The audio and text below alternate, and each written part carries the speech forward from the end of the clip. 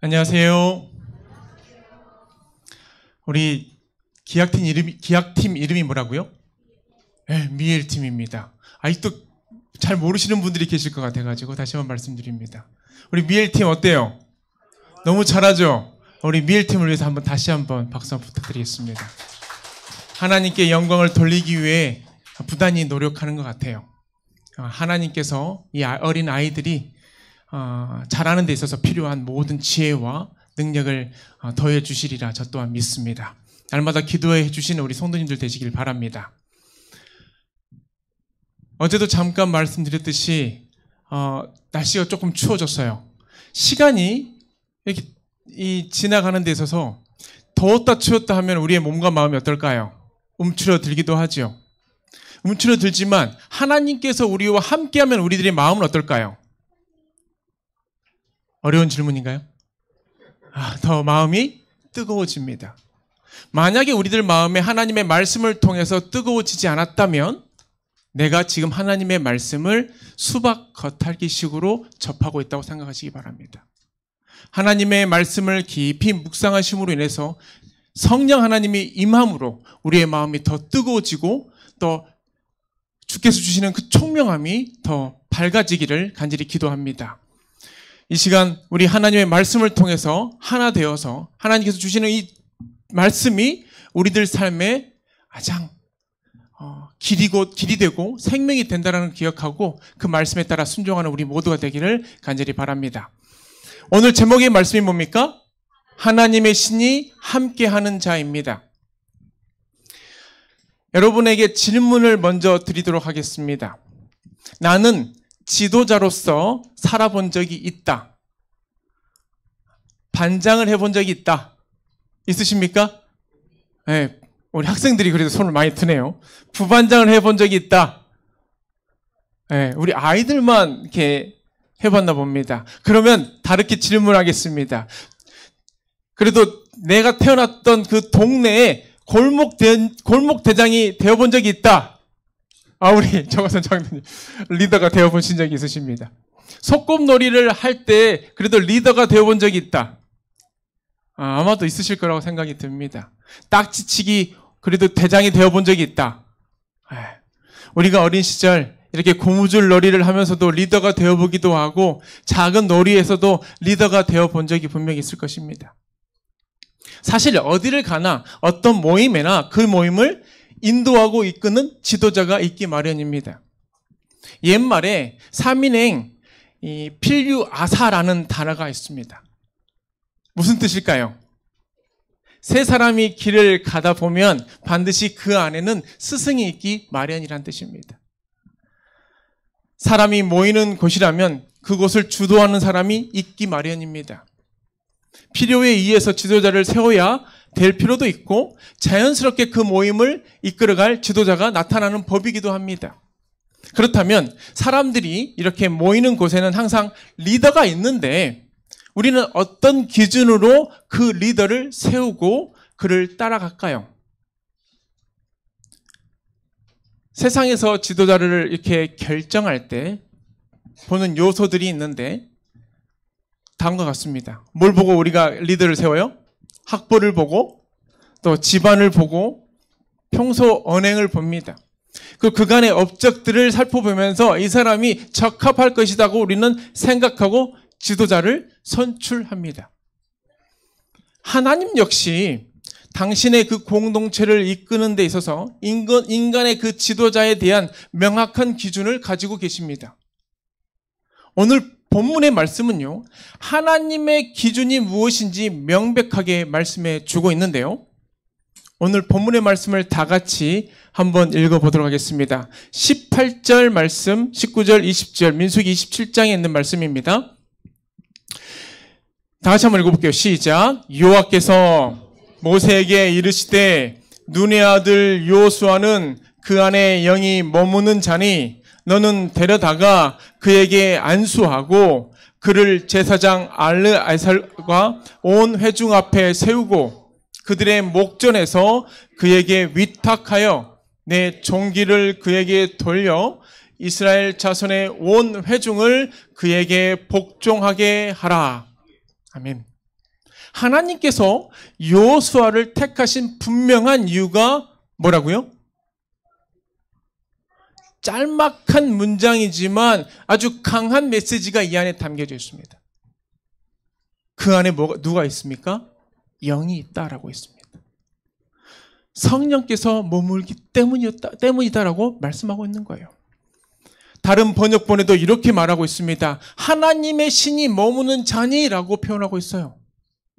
곧 여호수아는 성령의 뜻에 온전히 순복할 줄 아는 그 믿음이 그 안에 있었고요.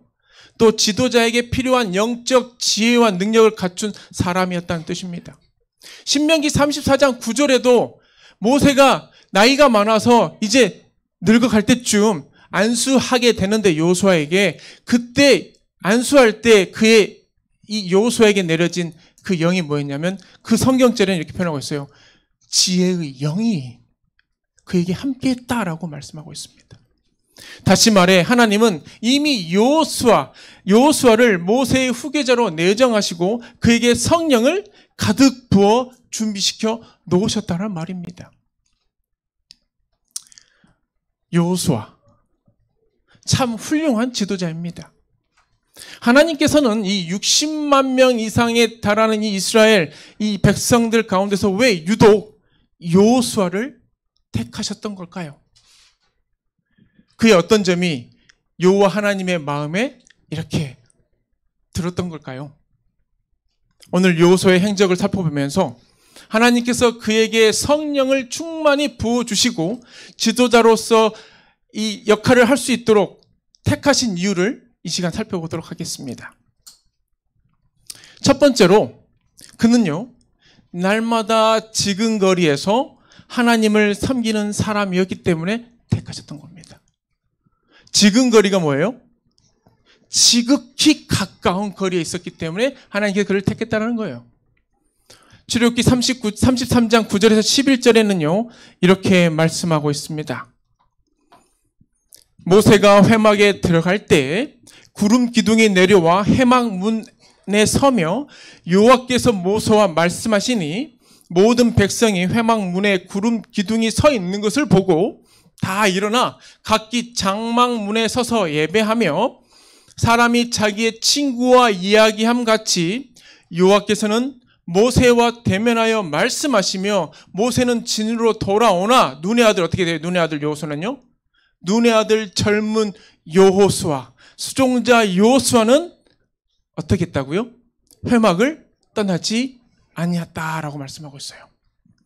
당시 아론은 금송아지를 만들어서 백성들로 하여금 이 우상을 숭배하도록 만들었기 때문에 일종의 문책을 받고 제사장직을 수행하지 못하고 있던 상태였습니다. 그를 대신하여 하나님께서는 청년 여호수아를 세우시고 레이지파도 아닌 이 에브라임 출신의 여호수아가 제사장 이 직분을 하는 것처럼 회막 문을 떠나지 않고 봉사하도록 부르신 것이었어요. 그가 회막을 떠나지 않았다. 여기에는 큰 의미가 있습니다. 여호수아가 장차 모세의 후계자로 훈련받기 시작했다라는 암시가 이 안에 있습니다. 두 번째로 장차 이스라엘 백성을 인도할 지도자는 성전에서부터 하나님을 섬기는 훈련이 되어야 한다는 것을 말하고 있는 것입니다. 선지자 사무엘도 어디에서부터 시작을 했어요? 성전에서부터 시작을 했습니다. 이 여호수아의 이 사례를 볼 때 지도자의 자질은 언제부터 그럼 준비되어야 할까요? 네, 젊을 때입니다. 그렇다고 우리 나이 드신 분들은 해당 사항이 없다고 생각하지 마시기 바랍니다. 여러분의 마음은 어때요? 젊죠? 네, 맞습니다.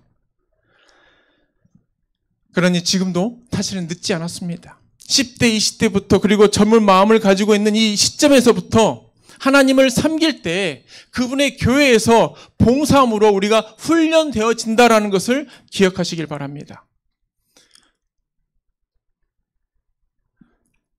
청년의 때에 참된 하나님이 누구신지를 알고 구원자가 누구신지를 믿고 신령과 진정으로 예배들을 드리는 청년들이 이 마지막 시대를 이끌어 가야 될 주역이 된다는 것을 기억하고 우리 젊은 세대들을 위해서 우리 성도님들께서는 날마다 기도해 주시면 감사하겠습니다. 전도서 12장 1절에는 이러한 말씀이 있습니다. 뭐죠? 너는 청년의 때에 너의 창조주를 기억하라 라고 말씀하셨습니다. 여러분, 인생의 이 절정기가 사실은 언제일까요? 저희 아버지가 작년에 팔순이 이렇게 넘어가셨습니다. 그러면서 저희 아버지가 이런 말씀을 하셨어요.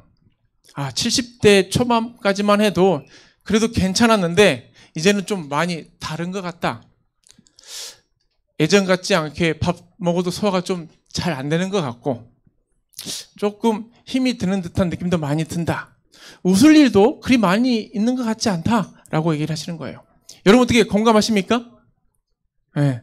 끄덕끄덕 하시는 우리 성도님들이 계십니다. 저 역시 40대 중반을 지나서 후반에 이렇게 들어왔는데 좀 많이 다릅니다.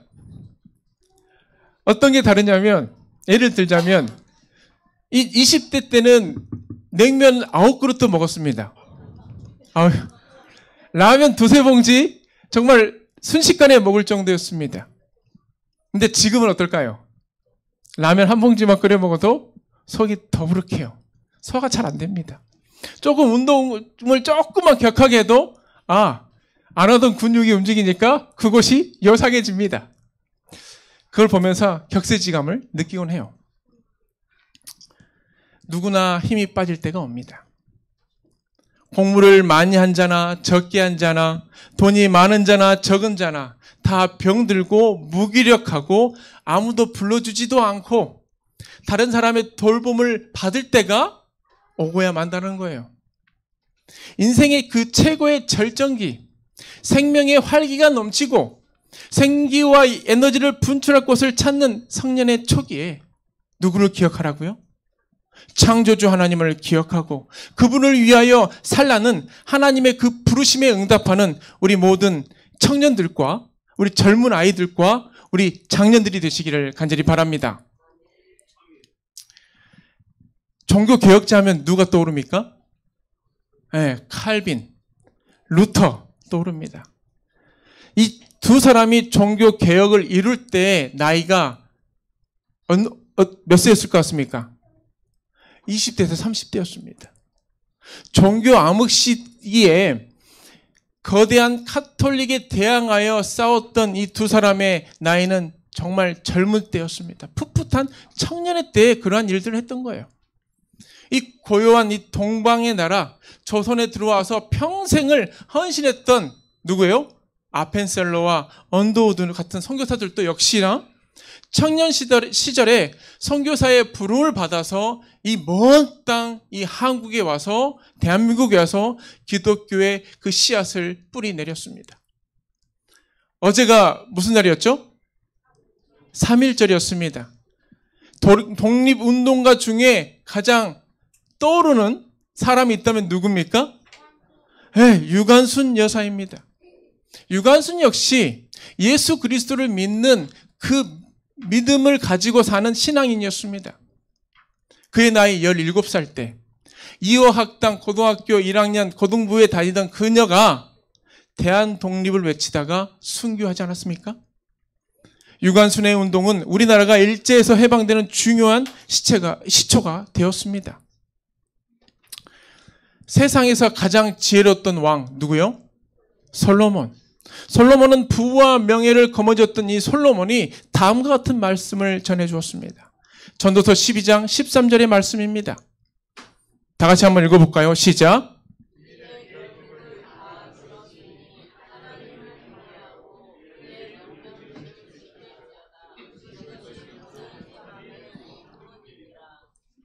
사랑하는 우리 성도 여러분들이시여.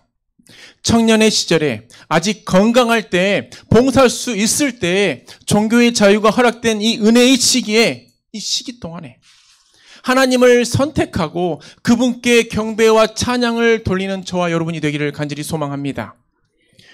청년 여호수아가 회막을 떠나지 않았고 여호와 하나님의 그 임재하는 그 장소 앞에 머물렀듯이 우리의 창조주 되시는 하나님 앞에 즐거운 마음으로 나아가 그곳에 머물며 순종하는, 그리고 그 율법을, 주님의 그 율법을 준행해 나가는 우리 믿음의 성도들이 되기를 간절히 기도합니다. 두 번째로, 하나님께서 여호수아를 선택하신 이유는 그가 하나님께 순종하기를 마다하지 않는 사람이었기 때문입니다. 그는 참으로 담대한 사람이었고 지혜로운 사람이었고 확고한 신앙을 소유한 사람이었습니다. 민수기 14장 6절에서부터 9절에는요, 이렇게 말씀합니다. 그 땅을 정탐한 자 중 눈의 아들 여호수아와 여분네의 아들 갈렙이 자기들의 옷을 찢고 이스라엘 자손의 온 회중에게 말하여 이르되 우리가 두루 다니며 정탐한 땅은 심히 아름다운 땅이라. 여호와께서 우리를 기뻐하시면 우리를 그 땅으로 인도하여 들이시고 그 땅을 우리에게 주시리라. 이는 과연 젖과 꿀이 흐르는 땅이니라. 다만 여호와를 거역하지는 말라. 또 그 땅 백성을 두려워하지 말라. 그들은 우리의 먹이라. 그들의 보호자는 그들에게서 떠났고 여호와는 우리와 함께 하시느니라. 그들을 두려워하지 말라. 우리가 이 본문의 말씀을 잠깐 보면서 여호수아의 이 말을 조금 깊이 살펴보면 좋겠습니다. 그는 이 자신이 정탐하고 온 땅에 대해서 자신의 판단이나 그 감정, 그 느낀 바를 이야기하지 않습니다. 그는 그 땅이 매우 아름다운 땅이었다라는 것을 평한 후에 하나님을 주어로 하여 그분이 어떻게 하실 일과 내가 할 바를 분명히 말하고 있습니다.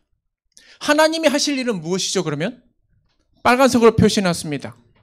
그 땅을 우리에게 주신다고 하나님께서는 미리 아주 오래전부터 말씀하셨습니다. 그 땅으로 우리를 뭐 하신다고 또 말씀하셨어요? 그 땅을 인도하여 들이실 거라고 분명히 말씀하고 있습니다. 젖과 꿀이 흐르는 그 땅으로 우리를 이끌어 갈 것이다라고 분명히 말씀하셨습니다. 그러니 두려워할 필요가 없다라고 말하고 있는 거예요. 그렇다면 내가 해야 할 일은 과연 뭘까요? 파란색으로 글을 색깔로 표시를 해놨습니다. 첫 번째 뭐예요? 여호와를 거역하지 말라라는 것입니다. 그 땅의 백성들을 두려워하지 말라는 이유는 왜요? 하나님께서 그 땅의 백성들을 이기실 거고 승리하실 것이기 때문에 거역하지 말고 두려워하지 말라는 것입니다. 다시 말해 그분의 말씀에 불순종하고 그분의 약속을 불신하지 말라는 거예요. 여호수아는 가만 보면 오늘 시대에 말하는 것처럼 메타인지가 뛰어난 사람인 것 같습니다. 메타인지의 뜻이 뭐예요? 나는 얼마만큼 할 수 있는가에 대한 판단입니다. 얼마 전 모 방송사에서 방영했던 0.1%의 비밀이라는 프로그램에 소개된 바가 있습니다. 전국 모의고사 이 전국 석차에서 0.1%에 해당하는 학생들 이 800명을 불러 모으고 평범한 700명을 이렇게 학생들을 불러 모았대요.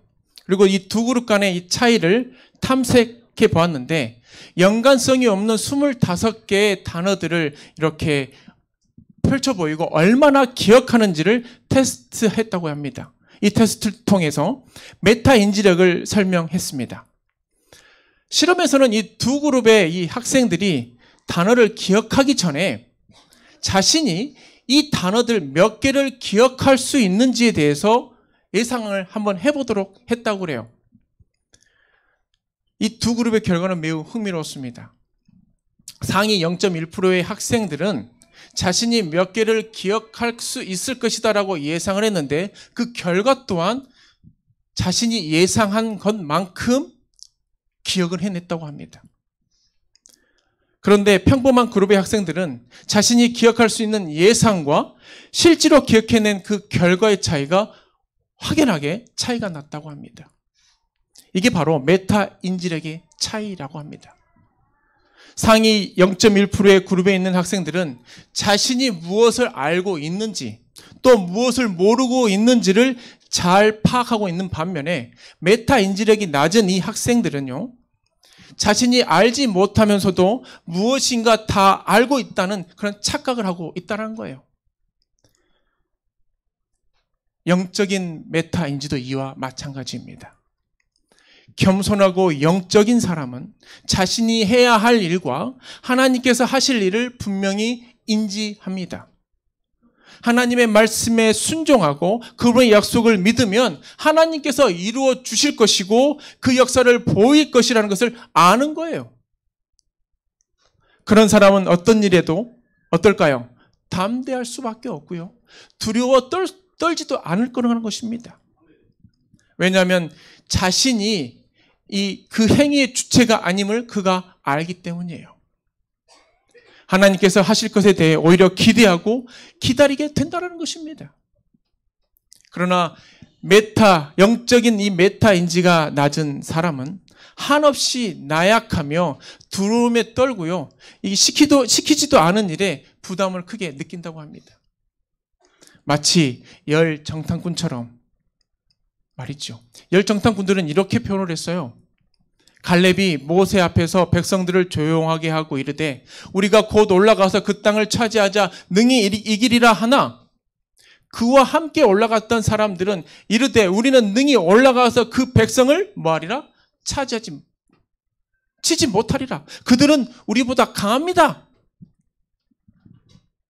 여러분, 믿음도 없고 용기도 없이 하나님께서 명하시지도 않은 일들을 하려고 벌벌 떨다가 적 앞에 이렇게 맥없이 쓰러지고 마는 사람이 되고 싶습니까? 아니면 확고한 믿음을 가지고 순종하는 편을 택하여 하나님의 승리를 내 것으로 취하는 사람이 되시겠습니까? 이것은 전적으로 저와 여러분의 선택에 달려 있습니다.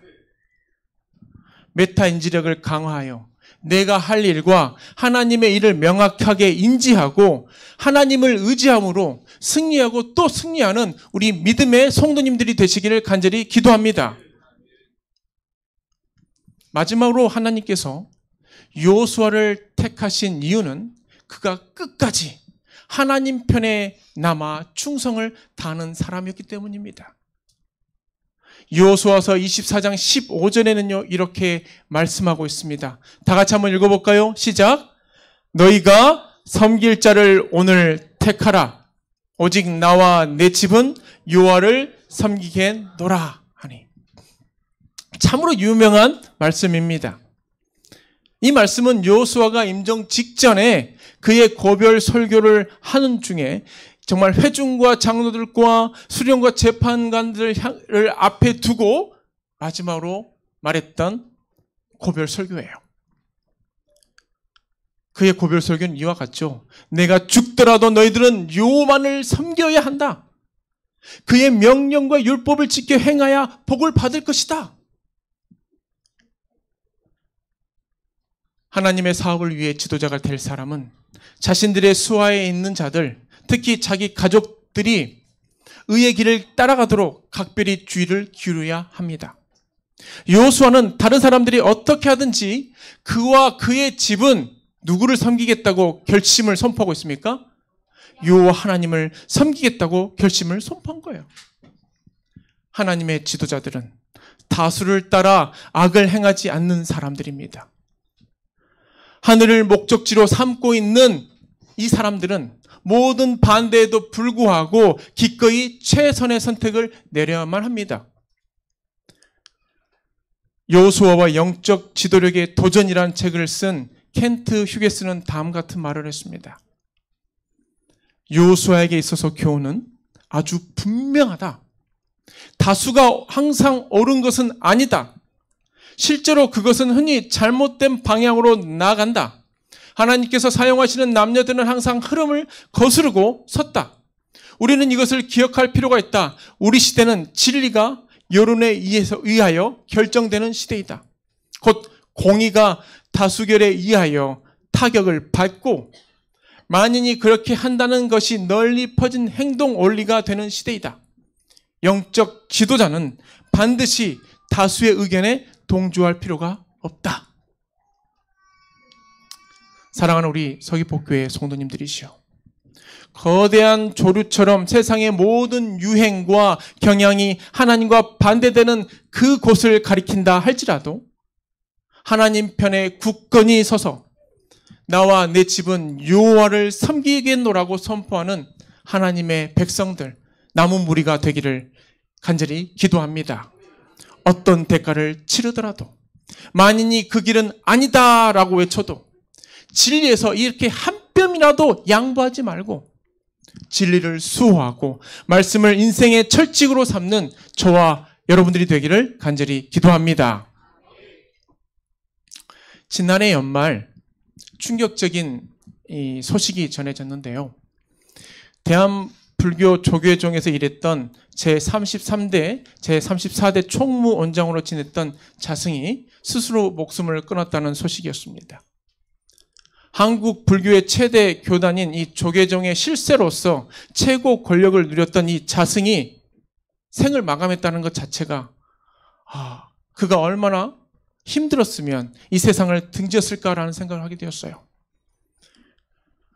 1973년 2월 아주 추운 이 겨울날 막 고등학교를 졸업한 앳된 얼굴의 이 두 청년이 해인사로 들어오게 되었습니다. 춘천과 대구에서 각각 고향과 부모 형제를 떠나서 세속의 연을 끊고 들어온 청년들이었어요.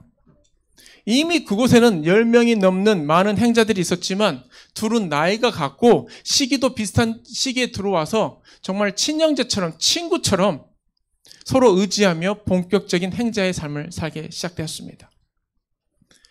수백 명이 넘는 고참 이 승려들을 위해서 밥 짓기는 물론 설거지 또 사찰 건물들을 이곳저곳을 다니며 청소를 했습니다. 여러 일들이 많았지만 두 친구는 함께였기 때문에 모든 과정들을 잘 이겨나갔어요. 그렇게 여러 날 이 승려가 되기 위해서 행자와 수행의 길을 걷고 있을 때 이들에게 각각 자기 스승으로부터 법명이 주어졌습니다. 춘천에서 온 사람은 자승이라고 주어졌고 대구에서 온 그 친구에게는 개정이라는 이름이 주어졌습니다. 자승과 개정은 1년 6개월 동안 함께 이 동기로서 조계종의 정식 승려가 되기까지 그렇게 함께 했습니다. 그리고 시기가 지나서 서로 다른 길을 가게 되었어요. 자승은 이렇게 야망과 꿈이 큰 승려였습니다. 그래서 총무원장을 지낸 9대 경산 스님과 30대 정대 스님을 스스로 모시고 적조사, 용주사, 보문사 등에서 승려로 살았어요. 그러다가 2009년에 조계종 제33대 총무원장으로 당선이 되고 4년 후에 재당선이 됩니다. 그리고 총무원장의 그 임기를 끝내고 나서는 동국대의 고문이 되고요. 그리고 총재가 되어 동국대학교의 실구마저 거머쥐게 되었습니다. 자승은 이렇게 화려한 이력과 권력과 또 부와 그 명예를 한 손에 쥐게 된 인물이 된 거예요. 또 많은 이들로부터 주목을 받는 연예인들이나 정치가들, 심지어 대통령 후보들마저도 그에게 찾아가서 조언을 구할 정도로 다방면에서 영향력을 드러내는 그런 종교가가 되었습니다. 그에 비해 개정은 참으로 소소했습니다. 자승과 달리 이 개정은요, 그 어떤 권력도 부도 명예도 탐하지 않았습니다. 그저 불경을 외며 평범한 승려의 길을 정진할 뿐이었습니다. 개정은 불교 철학에 심취하면 심취할수록 그의 마음이 공허해짐을 느끼게 되었어요. 우울증마저 찾아와서 승려의 길을 계속 걸을 자신도 없었습니다. 승려가 된 지 10년이 되었을 때 개정은 결단을 하고 승복을 벗어 던졌습니다. 여러 날 번민과 고민을 해도 그 길만이 자신이 살 길이었습니다. 하지만 고등학교 졸업해 절간에서 있었던 이 순진한 그에게 세상은 호락호락하지 않았어요. 연속되는 실패로 어떻게 살아야 할지 정말 막막했습니다. 배운 것이 불경을 외며 정성을 다하는 것이라 생각하여 매일 2번씩 대구에 있는 팔공산 이 갓바위산에 올라가서 108배로 절을 올리며 부처의 이름을 불렀다고 합니다. 하지만 부처의 이름을 부르면 부를수록 더 고통스럽다고 해요. 더 이상 자신을 버틴 힘이 없었던 그는 생을 빨리 마감하려고까지 했다고 합니다. 그는 대구 삼덕 소방서가 보이는 한 설렁탕 집에 들어가서 소주를 마시고는 마지막으로 아내의 목소리라도 듣고 싶어서 전화를 했어요. 아무것도 모르는 그의 아내는 여보, 집으로 얼른 와. 여보가 좀 만나야 될 사람이 있어. 라고 이렇게 말을 했다고 그래요. 순간 그래도 아내의 얼굴을 보고 싶어 집으로 갔다고 합니다. 그날 평소 자신을 전도하려고 했던 송이 아빠를 만나서 그는 복음을 듣게 되었습니다. 마침내 바울처럼 그날 극적으로 주님을 만나게 되었던 것입니다. 그날 이후부터 그는 새벽 기도회에 참여하게 되었어요. 막다른 골목에서 주님을 만난 그는 기쁨과 그 은혜가 얼마나 큰지 말로 표현할 수 없을 정도였다고 합니다. 그날 이후 승려로서의 도를 닦을 때 느껴보지 못한 정말 그 평안함이 자신 안에 이렇게 몰려옴을 느끼게 되었다고 합니다. 그 은혜가 너무 크고 놀라워 그는 성직자의 길을 선택하게 되었습니다. 승려가 아니라 목회자의 길에 들어서게 된 거예요. 늦은 나이였지만 대학교에 들어가 성경을 배우고 신학을 배워서 목사가 되었습니다. 그는 지금까지 받은 하나님의 그 사랑과 은혜를 일본과 필리핀을 다니면서 선교사로서 지금까지도 복음을 전하고 있다고 합니다. 그의 이름이 바로 최봉익 목사님입니다. 사랑하는 우리 성도님들이시여, 한때 개정과 자승은 같은 길을 출발을 했지만 자승은 불길 속에서 고통스러워하며 스스로 목숨을 끊어버렸고 개정은 목사가 되어 복된 삶을 누리게 되었습니다. 또한 자신만이 복된 삶을 사는 것이 아니라 그가 받은 그 은혜를 목마른 다른 영혼에게도 하나님을 만날 수 있도록 인도하는 인도자가 되었다는 것입니다. 인생은 누구의 손에 붙들려 있느냐의 차이입니다.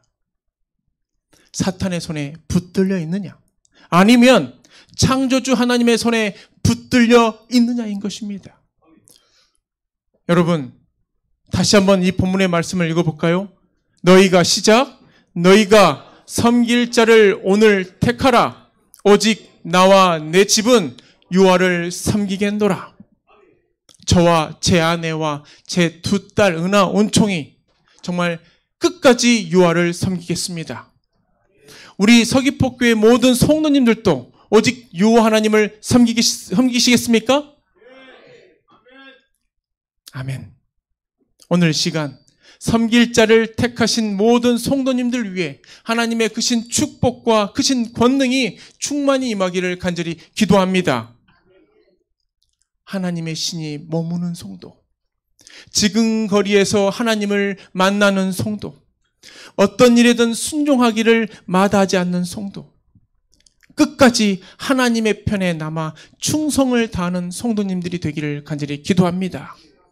여러분을 사랑하시되 죽기까지 구원하시고 곧 오마 저 영원한 하늘 본향으로 내가 데려가마 약속하신 예수 그리스도를 개인의 구주로 삼고 끝까지 하늘의